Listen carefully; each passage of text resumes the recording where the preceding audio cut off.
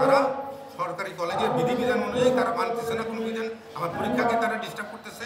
আজকে পাবলিক পরীক্ষা, তারা আজকে আমাদের অফিসকে কাজ করতে দিতেছে না। অথচ আজকে পাবলিক পরীক্ষা, জাতীয় বিশ্ববিদ্যালয় প্রথম বর্ষ ডিগ্রি পাস করছে, আজকে পরীক্ষা, সেটাও তারা বাধাগ্রস্ত করতেছে। গতকালকেও তারা বাধা সৃষ্টি করছে। আমরা চাই এটা সুষ্ঠু সমাধান হোক। মন্ত্রণালয়কে, ডিজি মহোদয়কে আমি জানিয়েছি মৌখিকভাবে, আজকে লিখিতভাবে জানাবো। তারা এবং মন্ত্রণালয়ের মাধ্যমে, সিদ্ধান্তের মাধ্যমে যেটা আছে, এবং সরকারি বিধিবিধান অনুযায়ীর বাইরে আমি যেতে পারবো না।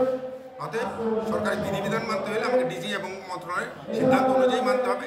কিন্তু প্রজ্ঞাপনে যেটা লেখা আছে সেই প্রজ্ঞাপন অনুযায়ী কিন্তু আমি তাদেরকে বেতন দেওয়ার জন্য রেডি ছিলাম। আপনি তো আজকে আপনার অফিসে বসতে পারেন না, আজকে অফিসে আমি বসতে পারিনি, গতকালকে আমি অফিসে বসতে পারিনি, অবরোধ করে রাখছে তারা।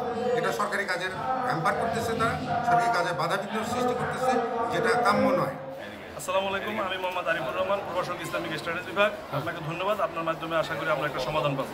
আপনি জানেন যে আমার কলেজটি জাতীয়করণ করা হয়েছে। জাতীয়করণ করার পর থেকে আমরা বেতন চালু ছিল, আমাদের বেতন চালু ছিল। আমাদের বর্তমান অধ্যক্ষ জহিরুল ইসলাম স্যার আসার পরে আমরা ওনার স্বাক্ষরিত 1 মাসের বেতন পেয়েছি। উনি 1 মাস বেতন দেওয়ার পরে পরবর্তী 1 মাস 26 দিন পরে আমরা ওনার সাথে দেখা করি। দেখা করার পরে আমরা জানতে পারলাম যে উনি আমাদের বেতন আটকিয়ে রাখছে, আমাদের বেতন দেবে না। আমরা যখন ওনার কাছে যাই, উনি বললো যে বেতন তোমাদের দেওয়া যাবে না। আমরা বললাম স্যার কারণ কি? বললো যে আমার ওডিট আপত্তি আমি নিতে পারবো না। এই দেখো, অধ্যক্ষ হিসেবে যদি আমি বেতন দিই তাহলে আমার ওডিট আপত্তি আসবে, ওডিট আপত্তি আসলে আমার পেনশন আটকে যাবে, এই কারণে আমি বেতন দিতে পারবো না। আমি 9-10 মাস চাকরি আছে, আমি এর মধ্যে আর ঝামেলা পাকাইতেছি না। আমি বলছিলাম স্যার সারা বাংলাদেশে এই জাতীয় কলেজে বেতন দিচ্ছে, আমাদের বেতন দিতে হবে। এই মর্মে আমরা ওনার সাথে কথা বলার পর উনি বলছে ঠিক আছে, আমি দেখি ব্যবস্থা নিয়ে কী করা যায়। 2-3 দিন পরে আমরা আবার ওনার কাছে যাই। যাওয়ার পরে উনি বললো যে একাডেমিক কাউন্সিলের মিটিংটা কি, একাডেমিক কাউন্সিলের মিটিংয়ে কী সিদ্ধান্ত হয় উনি নিজ দায়িত্বে আমাদের জানে না। সর্বশেষ গত রবিবার একাডেমিক কাউন্সিলের মিটিং হয়। সেই মিটিংয়ে উনি কী সিদ্ধান্ত নিল কোনো কিছুই না জানে, জরুরি একটা সভা ডাকছিল, কোনো সিদ্ধান্ত না, উনি মিটিং মুলতবি করছেন। মুলতবি করার পরে উনি কলেজের মাঠে গণিত বিভাগে তারপর মঞ্চে অনুষ্ঠান শেষ করে আমাদেরকে কিছু না জানিয়ে উনি ওনার মতো বাসায় চলে যায়। আমরা এই পর্যন্ত ওনার পক্ষ থেকে ওনার সরাসরি আমরা কোনো বক্তব্য পাইনি। আমরা চাই, 2 দিন ধরে আমরা অবস্থান কর্মসূচি পালন করছি, আমরা চাই আমাদের বেতন বেতন চালু করা হোক।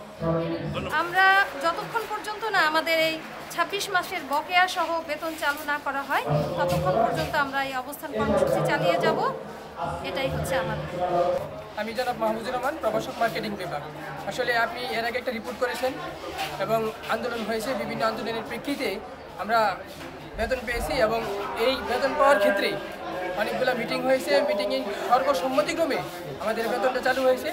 আমি আশাবাদ ব্যক্ত করি যে আবারও বেতনটা চালু হবে, কিন্তু যদি বেতনটা যথারীতি চালু না থাকে, আমরা যে কঠোর অবস্থান নিছি এর চেয়েও কঠোর থেকে কঠোরতর অবস্থানে আমরা যেতে বাধ্য হব। এবং এই জন্য যদি কোনো রকমের অনাকাঙ্ক্ষিত পরিস্থিতি সৃষ্টি হয়, তাহলে এই বেতন বন্ধের জন্য যারা যারা পিছনে আছে, আমি মূলত তাদেরকেই দায়ী করি এবং হ্যাঁ তাদেরকেই দায়ী করি।